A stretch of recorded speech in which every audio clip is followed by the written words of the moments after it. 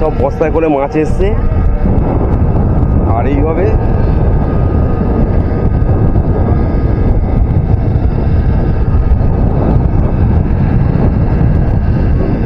দেখুন কিভাবে শুটকিগুলোকে ছড়ানো হচ্ছে দেখুন।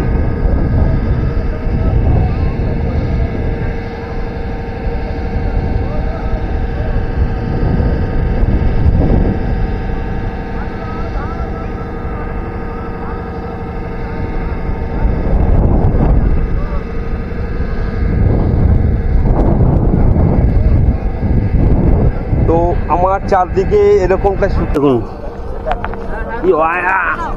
এ তো কাঁচা, তো কাঁচা শুটকি এখনো মানে শুটকি হয়নি, সবে শুটকান মানে শুটকি হওয়ার পথে। মোটামুটি পুঁই মিটুলি, ফুলকপির ডাঁটি, ওলকপির ডাঁটি, বিট, ওল সব কিছু মিলিয়ে আদা রসুন থেতো করে শুকো মাছের ঝাল পাকা পাক।